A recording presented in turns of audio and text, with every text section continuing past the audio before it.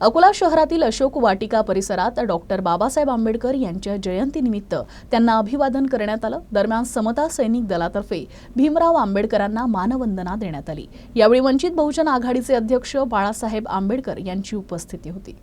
Bharat Ratna doctor Babasaheb Ambedkar यांच्या 133व्या जयंतीनिमित्त अकोलातील अशोक वाटिका इथं भीम जयंतीच्या पूर्वसंध्येला विविध तयारी करण्यात आली होती। भारतरत्न डॉक्टर बाबासाहेब आंबेडकर यांच्या जयंतीनिमित्त दरवर्षी इथं डॉक्टर बाबासाहेब आंबेडकर यांना अभिवादन करण्यासाठी हजारो अनुयायी या ठिकाणी दाखल होतात। डॉक्टर बाबासाहेब आंबेडकर यांचे नातू प्रकाश आंबेडकर यांनी बाबासाहेबांच्या प्रतिमेला अभिवादन केलं।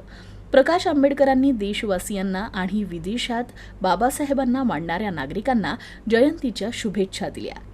14 एप्रिल ही डॉक्टर बाबासाहेब आंबेडकरांच्या जयंतीचा दिवस। जयंतीचा दिवस हा असा उत्साहाने लोक साजरा करतात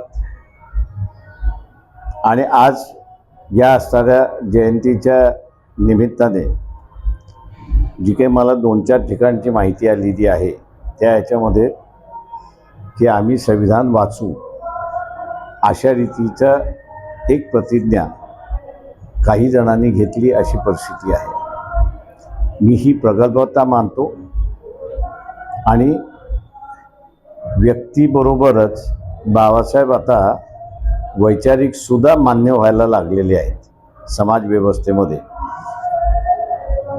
ही मला वाटतं माझ्या दृष्टीने असणारा सगळ्यात मोठी आनंदाची बाब आहे। कारण का बाबासाहेब स्वतःच म्हणाले होते की ज्या दिवशी या देशामध्ये व्यक्तिपूजा संपेल त्या दिवशी खऱ्या अर्थाने लोकशाही सुरुवात होईल आणि ती लोकशाही सुरुवात झाली असं मी त्या ठिकाणी मानतो।